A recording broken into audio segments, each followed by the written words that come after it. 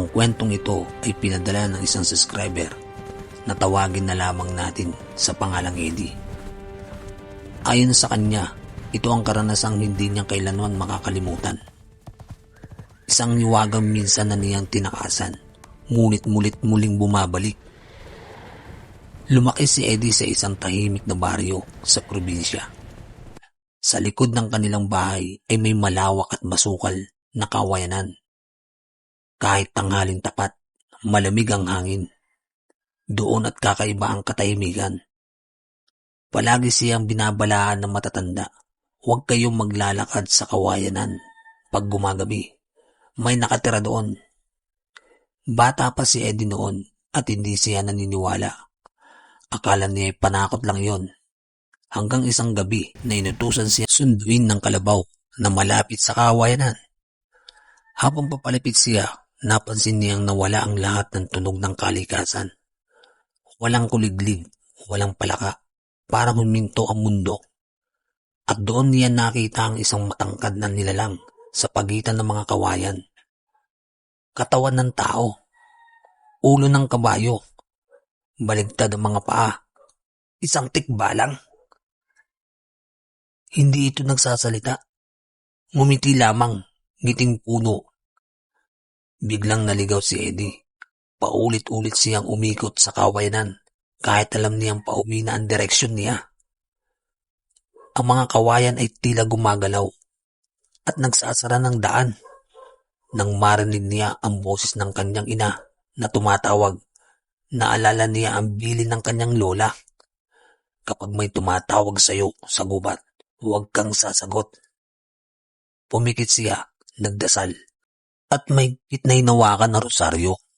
Kinabukasan, natagpuan siyang tulala sa gilid ng kawayanan. May marka ng putik sa kanyang likod na parang may sumakay sa kanya. Lumipas ang mga taon. Lumipas si Eddie sa Maynila, nag-aral, nagtrabaho, at sinubukang kalimutan ang nakaraan. Pero hindi siya iniwan ng kawayanan. Nagsimula ang bangungot, palaging nasa kawayan, palaging may mabigat na nilalang sa kanyang likod.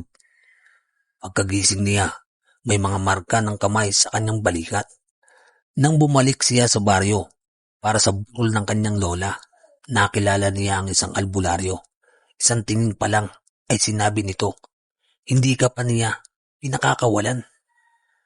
Ayon sa matanda, may mga tikbalang na namimili ng tao, hindi para patayin, kundi para gawing saksi sa kanilang pag-iral.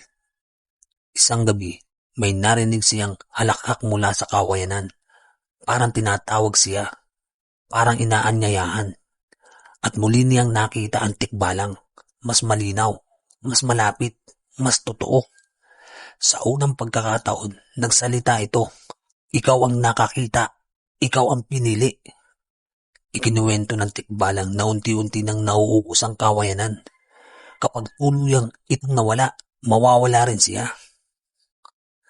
Sa gitna ng kawayanan, inalok si Eddie ng kasunduan. Kung mananahimik ka habang buhay kang hahabulin ng takot. Pero kung ikukwento mo ang nakita mo, bibitawan kita. Naintindihan ni Eddie ang ibig sabihin. Hindi galit ang tikbalang, takot itong makalimutan. Kaya pinili ni Eddie ang ikalawang landas. Ikinuwento niya ang karanasan. Ipinasa ang babala. At sa huling gabi bago siya tuluyang umalis ng baryo, nakita niya ang tikbalang sa malayo.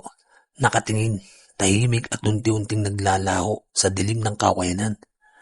Bago tuluyang mawala, isang huling mensahe ang iniwan nito. Habang may naniniwala, mananatili kami. Ang aral ng kwento, hindi lahat ng lugar ay atin. May mga pook na may bantay.